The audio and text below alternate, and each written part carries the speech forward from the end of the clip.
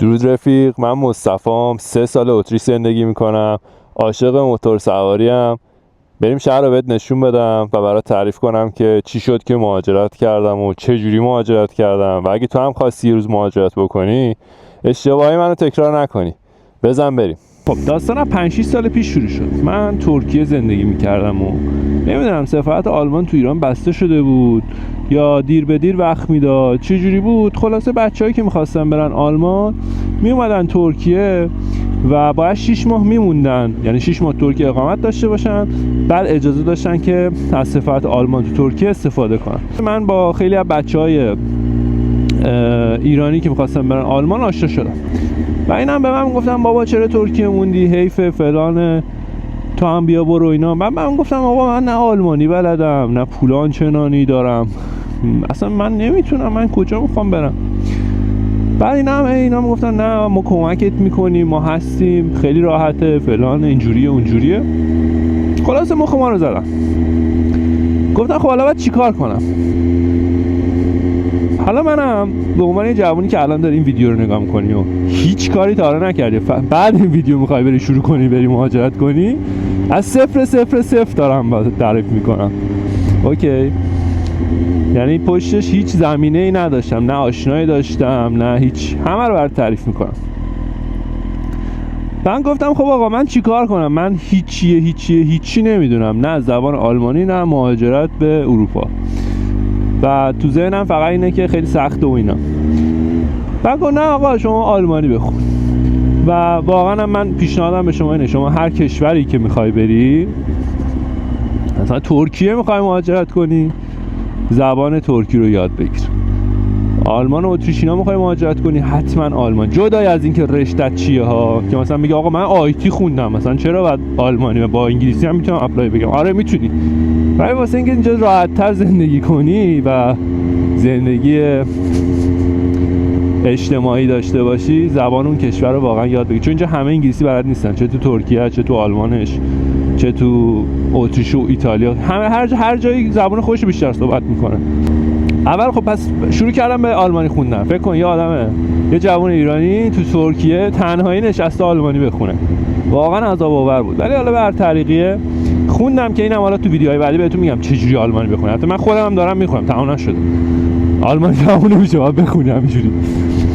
و من شروع کردم آلمانی خوندن، مثلا 2-3 ماه خونده بودم، دوستای ما یکی رفتن و آخریه مونده بود، میگفت نگران نباشی همه کاراتو من اوکی میکنم و فلان و اینا. آقا اونم رفت، من موندم و حوزم. یعنی دیگه هیچی دیگه. تو این شرایط یه فرصتایی پیش میاد که افراد سودجو میان آدمایی مثل منو پیدا میکنن، در باغ سبز نشون میدن، آقا ویزا تو جیبمونه، آب خوردن. آقا من نصیحت به شما، ما وکیل مهاجرتی تو ترکیه و اروپا نداریم، حداقل من ندیدم. ببین شاید تو آمریکا و کانادا باشه که مثلا طرف میگه وکیل دادگستریه، در مورد مهاجرت واقعا خونده، تحصیل کرده، مدرک داره، تجربه داره. ولی خب من ندیدم، من تو ترکیه و اروپا ندیدم که طرف بگه من وکیل دادگستریم، شماره پروانه وکالت دارم و کار مهاجرتی انجام میدم. من ندیدم. پس وقتی تو اون شرایط قرار گرفتین، ببین آدما کلا راحت طلبیم دیگه، دوست داریم یکی لقمه آماده رو بذاره جلوی دهنمون و فقط گاز بگیره. اینجوری نباشه. میدونین میگن پنیر مجانی فقط تو تله موشه، نکنید این کارو. حالا مجانی هم نیست، پول هم میدین ولی تو تله است.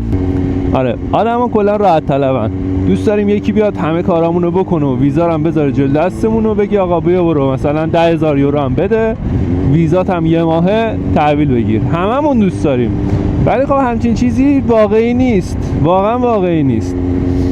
و گول این افرادو نخورید دیگه. هر کی بهتون گفت من ویزا براتون جور میکنم، نم آشنام توی اداره مهاجرت آبدارچیه، نم چیه، اینا قبول نکنین. آقا این چیزا پولتون رو اگه دوست دارین و با زحمت به دست آوردین این کارو نکنین. بعدش من چیکار کردم؟ آقا من نشستم زبان آلمانی خوندم، مدارکمو چون می‌خواستم برای ارشد برم، مدارک لیسانسمو ترجمه کردم. شما مثلا واسه لیسانس می‌خوای بری، خب دیپلمتو باید ترجمه کنی دیگه.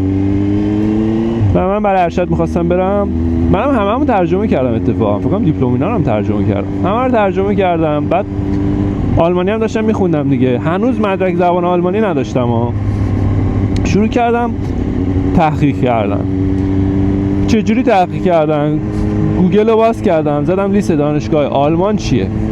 خب یعنی فرض کنید که مثلا نه مدرک زبان دارم، فقط مدارکم رو ترجمه کردم، همین دوستایی هم که قرار بود کمکم کنن همه پیچیدن رفتن. و من زدم که لیست دانشگاه آلمان چیه تو گوگل، به همین راحتی کلی لیست دانشگاه آورد. بعد من یکی ایمیل زدم که آقا مثلا شما شرایطتون چیه، چیا میخواین، چی نمیخواین. یه سریاشون گفتن تو باید پول بدی برای اینکه پرونده‌تو بررسی کنیم. گفتم پول چی باید بدم که پرونده‌مو بررسی کنی؟ من نمیخوام، بابا دانشجو اومده اینا واسه خودشون دکان باز کردن.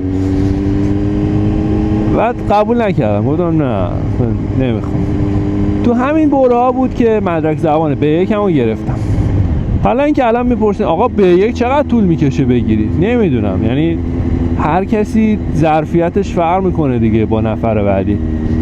یکی مثلا چه میدونم 6 ماهه میگیره، یکی 1 ساله میگیره، یکی چه میدونم شاید 1 ماهه بگیره. واقعا من نمیدونم، ظرفیت خودتون بستگی داره.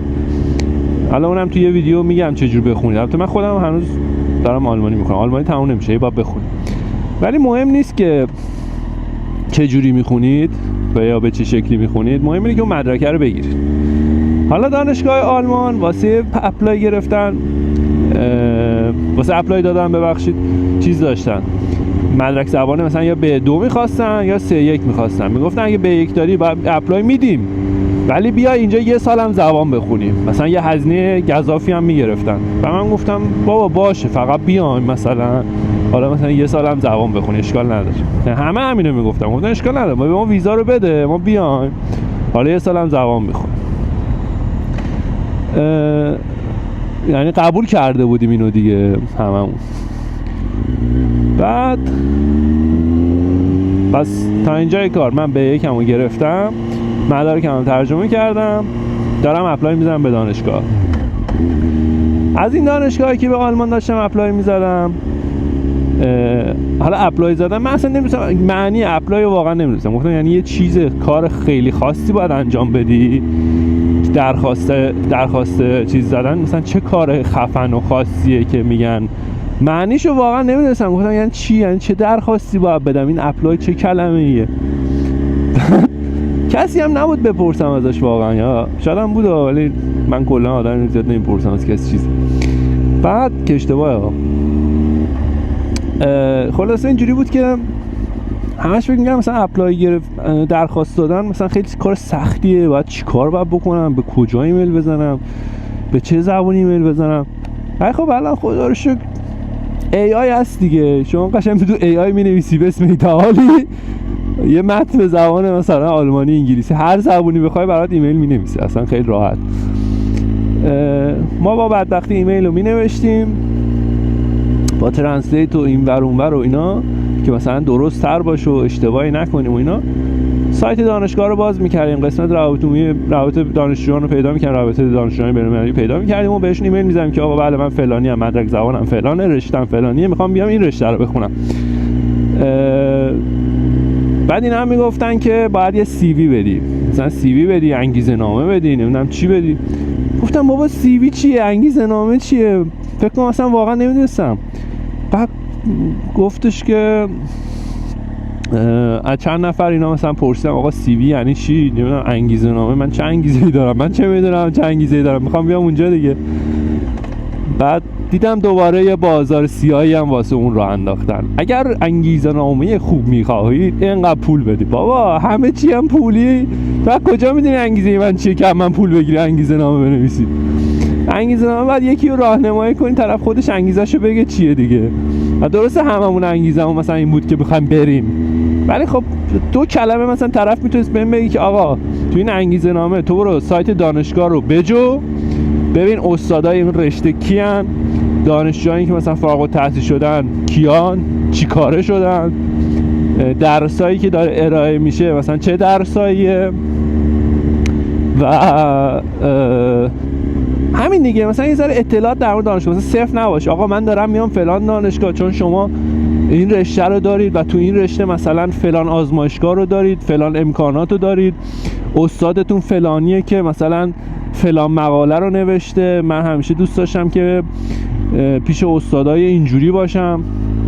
یا مثلا چه میدونم من رشتم مثلا آیتی، نیاز به یه اینترنت خیلی قوی داشتم که تو ایران نیست و نتونستم این کار رو بکنم، فلان کار رو، فلان پروژه رو میخوام انجام بدم، اونجا شرایطش نبود، اینجا هست، اینجا این امکاناتو داره، اینجا. این میشه انگیزه نامه شما.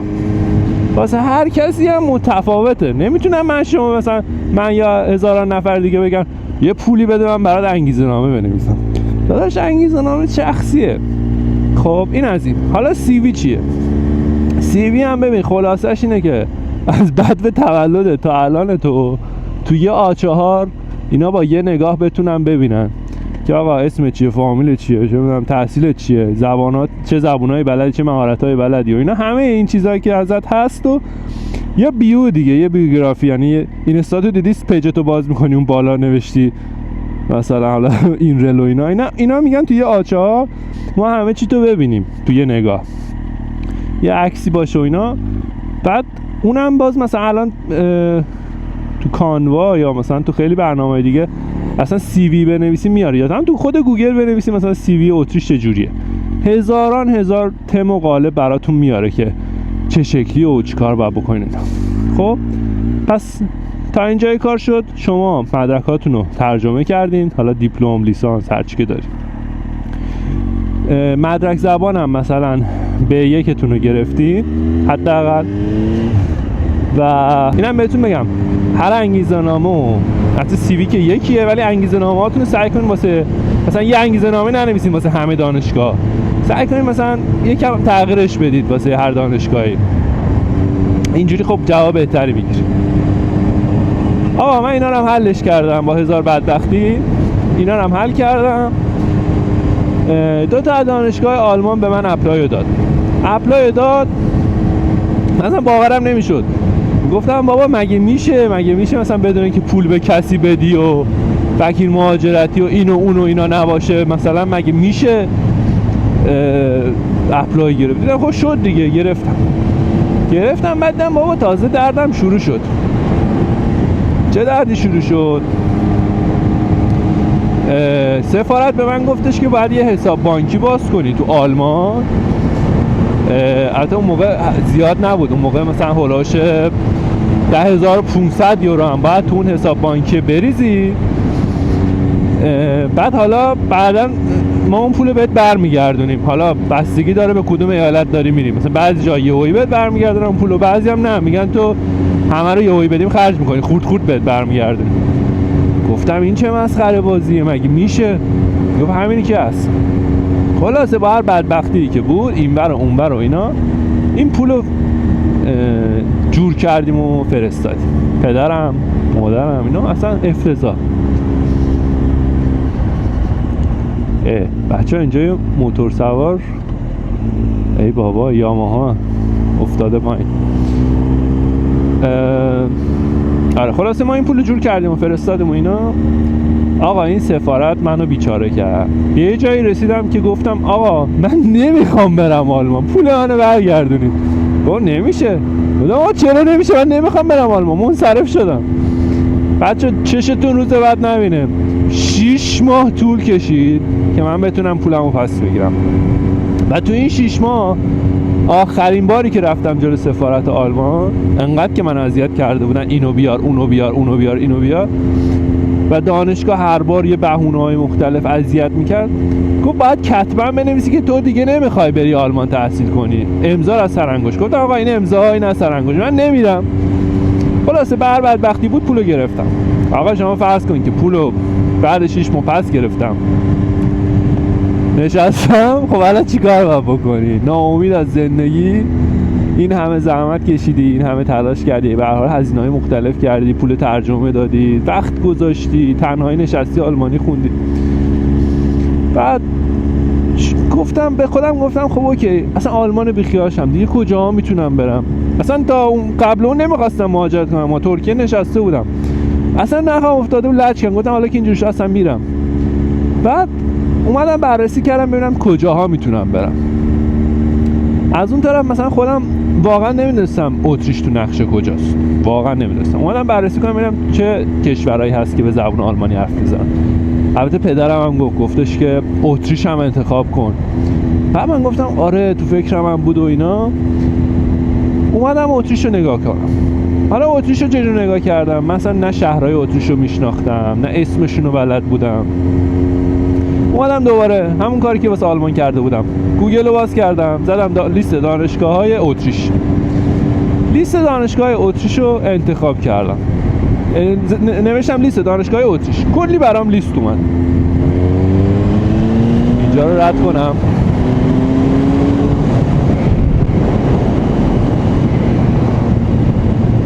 آره نوشتم لیست دانشگاه‌های اتریش، برام کلی اومد.